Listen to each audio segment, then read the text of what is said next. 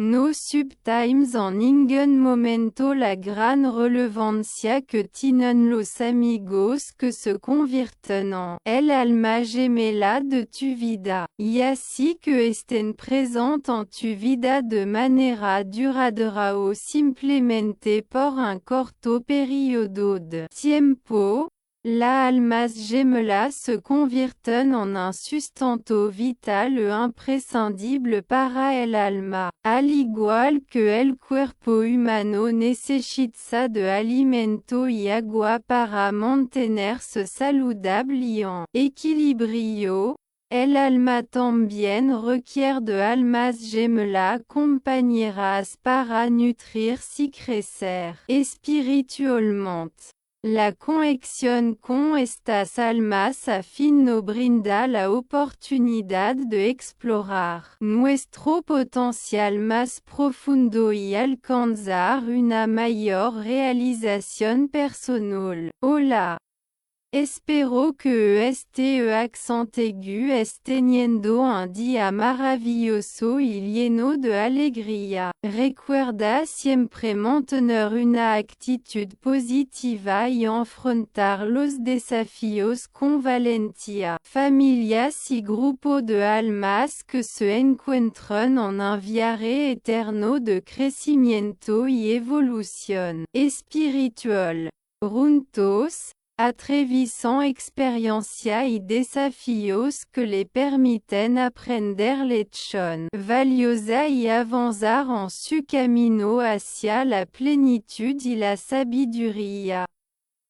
Cada alma aporta su luz única. Grandes conglomerados de almas pueden encontrarse unidas de manera profunda en complacencia entrelazadas familias de almas. Esto puede manifestarse como individuos que son verdaderamente como miembros de la familia en esta existencia terrenal, como un primo que no solo forma parte de su familia de sangre, sino que también es parte de su familia espiritual, o como individuos que colaboran en la consecución de metas compartidas que nunca llegan a cruzar, como activistas de diversas partes del mundo que luchan por una causa afín, buscador espiritual que se esfuerzan por fomentar mayor amor y conciencia en nuestro planeta.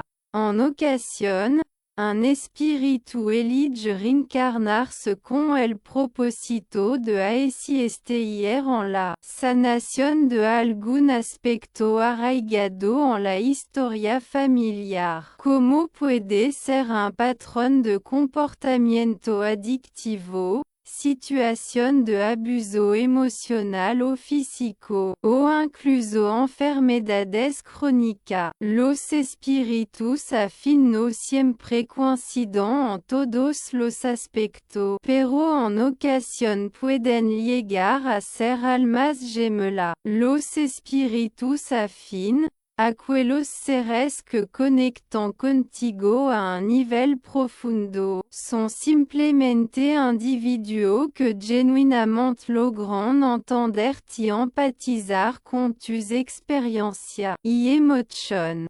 Un alma gemela verdadera puede ser identificada como aquella persona que comparte no solo la misma creencias espiritual que tú, sino que también está completamente de acuerdo contigo en asuntos culturales, llegando al punto en el que podríais completar las frases del otro de manera natural y fluida. Una alma gemela puede ser también aquella persona que ha compartido una vivencia vital similar a la tuya, como por ejemplo, Ambos soit docente de educación primaria. Ambos tenéis hijos recién nacidos. Ambos estáis casados y ambos ejercéis como artista en vuestra profesión. Es verdaderamente maravilloso experimentar la serenidad que se logra al compartir con otra persona que comprende tus pensamientos y sentimientos,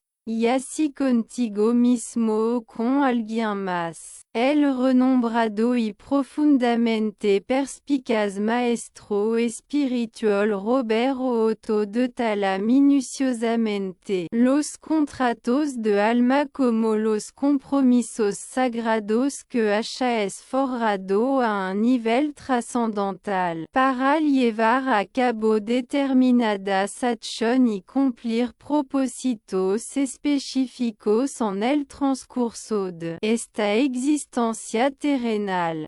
Puede ser posible que en algún momento de tu vida te encuentres con un contrato espiritual que te lleve a desempeñar el papel de mentor de un niño en crecimiento, a embarcarte en la aventura de escribir y publicar un libro que comparta tu conocimientos y experiencia con el mundo. Las posibilidades son infinitas. Estos acuerdos contractuales tienen la posibilidad de ser renegociados en caso de ser necesario.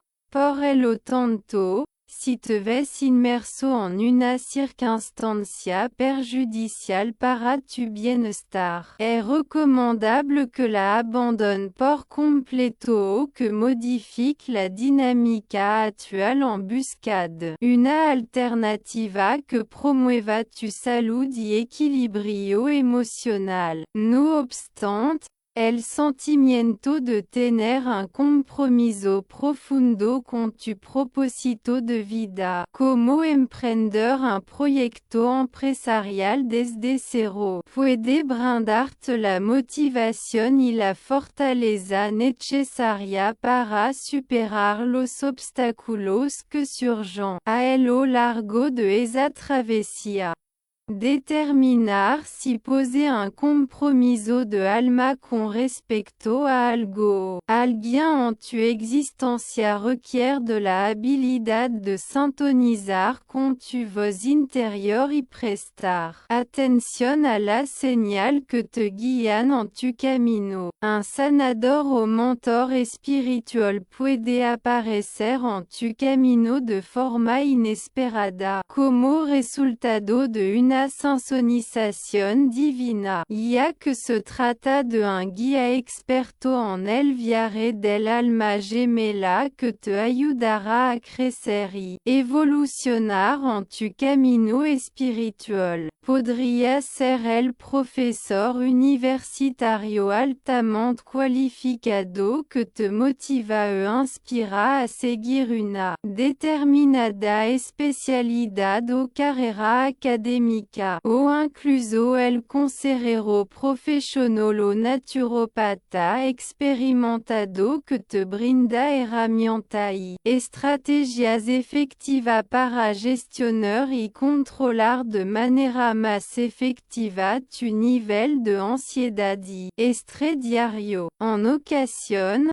puede suceder que una persona destinada a ser tu compañera de vida aparezca en tu camino con la intención de desafiarte y motivarte a realizar acciones que van en contra de lo convencional, con el propósito de enseñarte la importancia de desarrollar tu propio criterio y reflexionar de manera autónoma. Las almas gemelas maestras son conexión profundamente significativa y trascendental, y cada uno de nosotros ha experimentado ambos roles, el de aprendiz y el de guía, y así que hayamos sido conscientes de ello en ese preciso instante o número. ¿Alguna vez te hayas detenido a reflexionar sobre el conocimiento conocido refrán que menciona la fugacidad de la oportunidad, comparándola con naves que se desvanecen en la oscuridad del firmamento marino. Es una expresión comúnmente empleada para describir a una persona que entra en tu existencia en un momento en el que la condiciones y el entorno no son favorables para establecer una relación sólida y perdurable. Este fascinante fenómeno puede manifestarse con amigos cercanos, parejas románticas o colegas de profesión. En el transcurso de un breve lapso de tiempo en el que coincidís y compartís vivencias y revelación verdaderamente extraordinaria. Aunque alguien no permanezca durante un extenso periodo de tiempo en tu vida como un autónomo altamente cualificado que colabora en tu empresa durante 9 meses y con el que establece una relación íntima hasta que decide mudarse a la otra punta del país o un amante apasionado que conoce en un retiro espiritual y 4 meses después fallece trágicamente. Sigue siendo un alma gemela. En el caso del buen amigo, es posible que ambos siempre conservéis en vuestro corazones el valioso tiempo que compartisteis y la importante lección que adquiristeis juntos. Sin embargo, vuestras ajetreada vida pueden dificultar el mantenimiento de esa amistad de manera profunda y significativa. En el caso del amante que falleció inesperadamente, puede que te encuentres reflexionando sobre los momentos compartidos con profundo cariño y nostalgia durante el resto de tu existencia. O incluso que llegue a percibir su presencia en tu día a día como una especie de guía espiritual que te acompaña en cada paso que das. Los encuentros fortuitos de almas no brindan lección valiosa sobre la naturaleza efímera de la conexión humana y la impredecible trascendencia de un vínculo espiritual. Es fundamental no caer en la trampa de evaluar la relevancia o la intensidad de un compañero del alma basándonos únicamente en la extensión temporal de la relation. Si vous souhaitez déterminer la base de l'amour dans vos relations affectives, personnelles ou sociales, je vous exhorte à réfléchir avec moi à ce qui constitue la preuve ultime de l'amour. Il est essentiel d'aborder la question de l'amour dans le domaine universitaire. En ces temps de pandémie et de divergences politiques, j'ai profondément réfléchi à l'impact significatif qu'ils ont eu sur la société. Certains groupes font preuve d'une volonté de donner altruiste leur temps ou, de l'argent et de l'affection pour des individus inconnus, tandis que d'autres choisissent de défendre leurs idées de manière véhémente, à travers des actions et des discours polarisés qui entravent la recherche de solutions aux problèmes partagés. Le manque d'amour génère la distanciation, tandis que l'amour favorise l'union. Le concept d'amour est vaste et englobe une variété d'actions et de sentiments qui, s'ils ne sont pas correctement compris, peuvent compliquer les relations interpersonnelles. En ne comprenant pas précisément sa signification, on a tendance à minimiser le concept d'amour et à prendre des décisions erronées influencées par une conception déformée de ce sentiment. La maxima bonheur dans l'existence réside dans la possession de la certitude d'être l'objet de l'amour. L'auteur de l'œuvre est Victor Hugo. Comment pouvons-nous déterminer si nous faisons l'expérience de l'amour ou si nous sommes l'objet de l'amour? Le concept de la preuve de l'amour est un sujet récurrent dans la littérature et la philosophie. L'idée que l'amour est mis à l'épreuve à travers différentes situations et défis a été largement débattue. Cette notion suggère que le véritable amour se renforce et se démontre dans les moments difficiles, quand les couples. Dans la Grèce antique, l'interrogation était utilisée comme base argumentative dans le mythe d'Éros et de Psyché. Aphrodite, la divinité associée à l'amour, à la beauté et à la sexualité papa, il a confié à Psyché 4 tâches dans le but qu'il puisse retrouver l'amour d'Éros, son gendre. Ces tâches étaient considérées comme inaccessibles pour un être humain. Le langage symbolique des mythes contient la connaissance tout qui oriente dans la bonne direction, comme c'est caractéristique de ce type de récit. Pour accomplir chaque tâche, Psyché a dû acquérir et développer des compétences spécifiques. D'une manière générale, on peut affirmer que nous sommes instruits dans le renforcement de nos relations par l'acquisition de connaissances spécifiques. La séparation des grains implique la capacité de discerner l'utile du non-utile en identifiant les croyances, les sentiments et valeurs partagées entre les parties de la relation.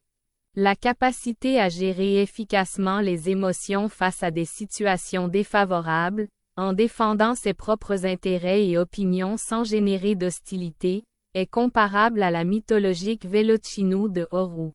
L'eau de la fontaine de Stygie permet d'élever la conscience, en l'éloignant du chaos, ce qui facilite la visualisation de solutions aux problèmes amoureux d'un point de vue différent. L'engagement envers but de l'union se manifeste dans la descente vers l'enfer. Pour atteindre cet objectif, il faut avoir de la détermination et de la concentration. Il est important d'éviter d'adopter des attitudes et des situations susceptibles de provoquer une distanciation. Avertissement de divulgation d'informations. Finalement, après avoir prouvé sa valeur, Psyché, âme, atteint l'immortalité et rejoint Éros, passion. Le résultat de cette union est Idoné, la divinité associée à la jouissance et au plaisir.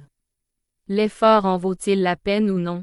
Pour en savoir plus sur ce récit, il est recommandé de lire l'œuvre du philosophe romain Apulée.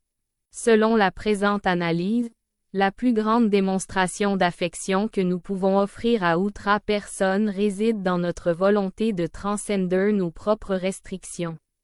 Il est essentiel d'améliorer les comportements qui favorisent la proximité avec nos congénères.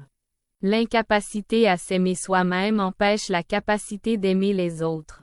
Il est essentiel de rechercher la connaissance de soi pour que la relation soit basée sur l'amour, plutôt que d'être régie par ce que Yoshinori Noguchi appelle la « loi du miroir ». Les sentiments que nous éprouvons à une autre personne, à la fois favorables et défavorables, ont leur origine à l'intérieur de nous et non dans l'autre personne. Le développement humain est un processus complexe qui implique la croissance et la maturation des capacités physiques, cognitifs, émotionnels et sociaux d'un individu tout au long de sa vie. Ce processus est influencé par une variété de facteurs, tels que la génétique, l'environnement familial, l'éducation, la culture et le développement personnel devient la plus grande expression d'affection que nous pouvons offrir aux personnes que nous aimons. Assurez-vous d'être un agent positif dans la vie de vos collègues de travail.